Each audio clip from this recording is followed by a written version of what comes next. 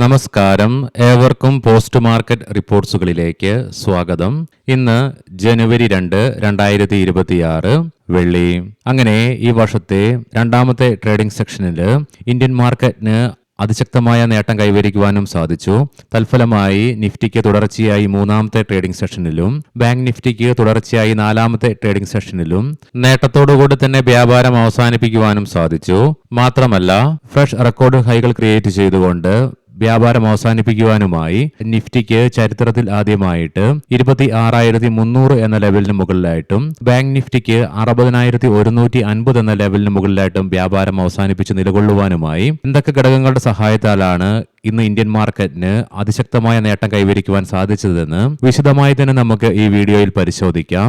Leading ആയ എല്ലാ ഇൻഡസ്ട്രീസിലും നേരിയ നേട്ടത്തോടു കൂടിയിട്ടുള്ള ഓപ്പണിംഗ് ആയിരുന്നു ഇന്ന് ലഭ്യമായിരുന്നതും 26,118 എന്ന ലെവലിൽ സപ്പോർട്ട് എടുക്കുവാൻ സാധിച്ചതിനെ തുടർന്ന് പിന്നീട് നിഫ്റ്റിക്ക് തിരിഞ്ഞു നോക്കേണ്ടതായിട്ട് വരികയും ഉണ്ടായില്ല.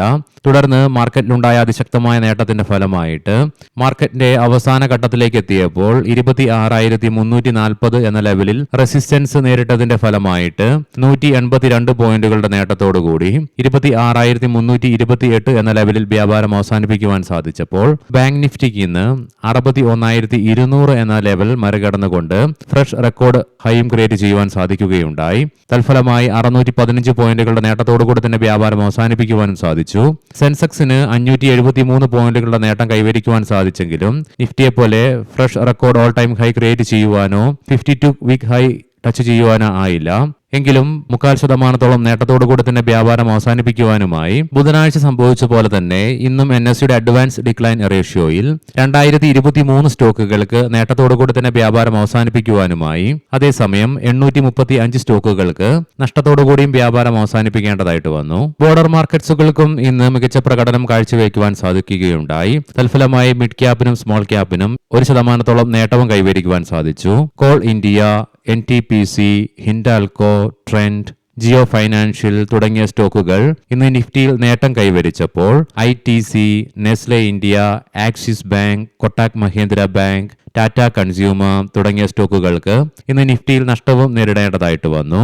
സെക്ടർ വൈസ് നോക്കുമ്പോൾ auto, metal, reality, consumer durables, power, PSU bank തുടങ്ങിയ മേഖലകൾക്ക് 1% നേട്ടത്തോടുകൂടി തന്നെ വ്യാപാരം അവസാനിപ്പിക്കുവാനുമായി തുടർച്ചയായി ഇന്ന് നാലാമത്തെ ട്രേഡിംഗ് സെഷനിലും അമേരിക്കൻ ഡോളറിനെതിരെ ഇന്ത്യൻ രൂപയ്ക്ക് ഇടിവ് നേരിടേണ്ടതായിട്ട് വന്നു. തൽഫലമായി വീണ്ടും 90 എന്ന സൈക്കോളജിക്കൽ ലെവലും ഇന്ത്യൻ രൂപ മറികടക്കേണ്ടതായിട്ടും വരികയുണ്ടായി. ഇന്നലത്തെ ക്ലോസിംഗ് ലെവലിൽ നിന്നും 23 പൈസയുടെ നഷ്ടത്തോടുകൂടി 90.19 എന്ന ലെവലിൽ വ്യാപാരം അവസാനിപ്പിക്കേണ്ടതായിട്ടും വരികയുണ്ടായി. കേന്ദ്ര സർക്കാരിന്റെ ഭാഗത്തു നിന്നും പുകയില ഉൽപ്പന്നങ്ങൾക്ക് മുകളിൽ വീണ്ടും അധിക നികുതി ഏർപ്പെടുത്തിയതിന്റെ പ്രതിഫലനം ഇന്നും സിഗരറ്റ് സ്റ്റോക്കുകളിൽ അനുഭവപ്പെടുകയുണ്ടായി. ഇന്ന് ITCക്ക് വീണ്ടും 4%-ലേറെ ഇടിവ് ഇൻട്രാഡേ ബേസിസിൽ അനുഭവപ്പെട്ടു. ഗോഡ്ഫ്രൈ ഫിലിപ്സിനും ഇടിവ് നേരിടേണ്ടതായിട്ട് വരികയുണ്ടായി.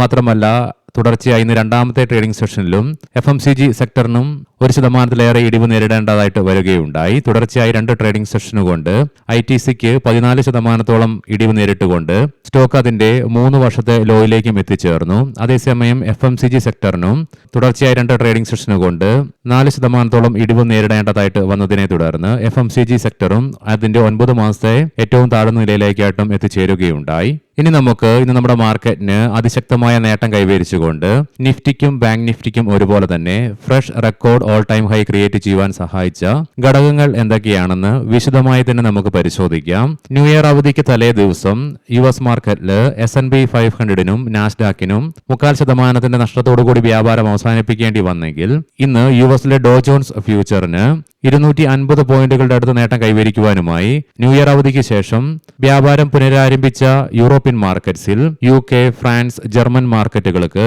നേട്ടത്തോടുകൂടി തന്നെ വ്യാപാരം ഇന്ന് ആരംഭിക്കുവാനും സാധിച്ചു. അതുകൂടാതെ ഏഷ്യൻ മാർക്കറ്റ്സിലേക്ക് വരുമ്പോൾ ഇന്നലെ ഇന്ത്യ ഒഴികെ ഒട്ടുമിക്ക ലീഡിംഗ് ഏഷ്യൻ മാർക്കറ്റ്സിനും അവധിയായിരുന്നു. മാത്രമല്ല, ജപ്പാൻ, കൊറിയ തുടങ്ങിയ മാർക്കറ്റുകൾക്ക് അവസാന 2 ട്രേഡിംഗ് സെഷനിലും അവധി തന്നെയായിരുന്നു. എങ്കിലും ഇന്ന് തിരിച്ച് വീണ്ടും വ്യാപാരം പുനരാരംഭിച്ച ഈ മാർക്കറ്റുകൾക്ക് അതിശക്തമായ നേട്ടത്തോടുകൂടി തന്നെ വ്യാപാരം അവസാനിപ്പിക്കുവാനും സാധിച്ചു. ജപ്പാന് മാറ്റി നിർത്തി കഴിഞ്ഞാൽ ന്യൂ ഇയർ സെലിബ്രേഷന് ശേഷം വ്യാപാരം പുനരാരംഭിച്ച് ഗ്ലോബൽ മാർക്കറ്റുകൾക്ക് അതിശക്തമായ നേട്ടം കൈവരിക്കുവാൻ സാധിച്ചതാണ് ഇന്ന് ഇന്ത്യൻ മാർക്കറ്റിനും അതിശക്തമായ നേട്ടം കൈവരിക്കുവാൻ സഹായിച്ച ഏറ്റവും പ്രധാനപ്പെട്ട ഘടകം.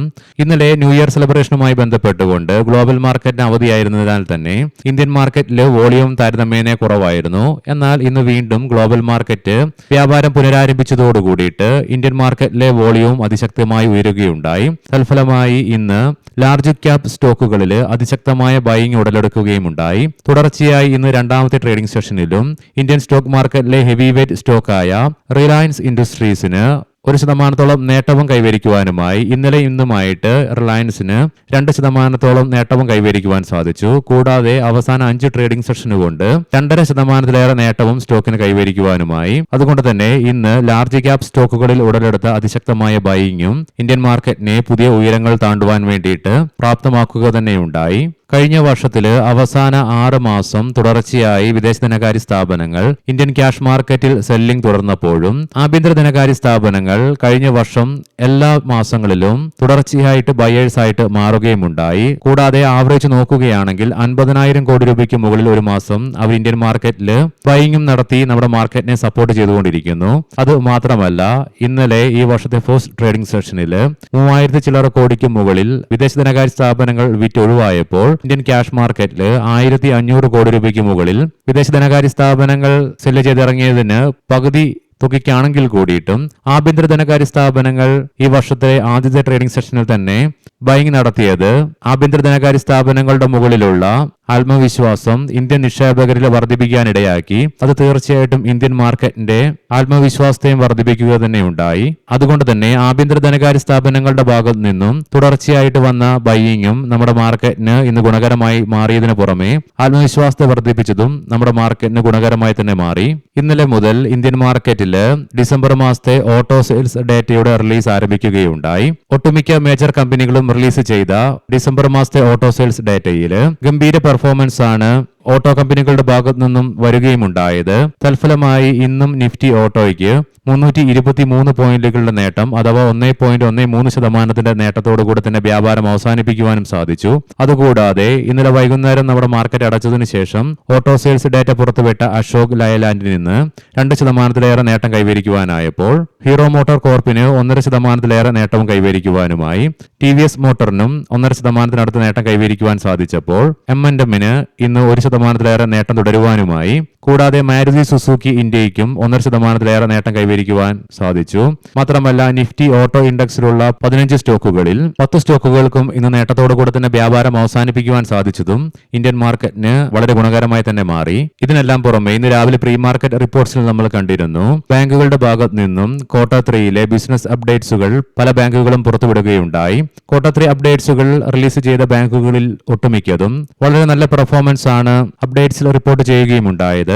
തൽഫലമായി ഇന്ന് ബാങ്കിംഗ് സ്റ്റോക്കുകളിൽ ഉടലെടുത്ത അതിശക്തമായ നേട്ടത്തിന്റെ ഫലമായി എസ്പെഷ്യലി ഇന്ന് യെസ് ബാങ്കിനും ICICI ബാങ്ക് സ്റ്റോക്കുകളിലും അതിശക്തമായ ഉയർച്ചയും അനുഭവപ്പെടുകയുണ്ടായി. യെസ് ബാങ്കിൽ 4%-അടുത്തും ICICI ബാങ്കിൽ 1.5%-അടുത്തും നേട്ടം കൈവരിക്കുവാനായത് ഇന്ന് ബാങ്ക് നിഫ്റ്റിയും ഫ്രഷ് റെക്കോർഡ് ഹൈ ക്രിയേറ്റ് ചെയ്യുവാൻ സഹായിക്കുകയുണ്ടായി. ഇതിനെല്ലാം പുറമെ ഇന്ന് ഇന്ത്യൻ രൂപയുടെ മൂല്യത്തിൽ ഇടിവ് നേരിടേണ്ടി വന്നെങ്കിൽ കൂടിയിട്ടും ക്രൂഡ് ഓയിലിന്റെ വിലയിലുണ്ടായ നേരിയ ഇടിവ് നമ്മുടെ മാർക്കറ്റിന് ഗുണകരമായി തന്നെ മാറി. ഈ പറഞ്ഞ ഘടകങ്ങളുടെയൊക്കെ സഹായത്താലാണ് നമ്മുടെ മാർക്കറ്റിന് ഇന്ന് നേട്ടത്തോടുകൂടി തന്നെ വ്യാപാരം അവസാനിപ്പിക്കുവാനുമായത്. എന്നാൽ ഏതാനും ട്രേഡിംഗ് സെഷനിലായിട്ട് തുടർച്ചയായി ഇടിവ് നേരിട്ടുകൊണ്ടിരുന്ന ഇന്ത്യ വിക്സ് ഇന്ന് ക്ലോസിംഗ് ബേസിസിൽ മാത്രം 2.83% ഉയർച്ച രേഖപ്പെടുത്തുകയുണ്ടായി.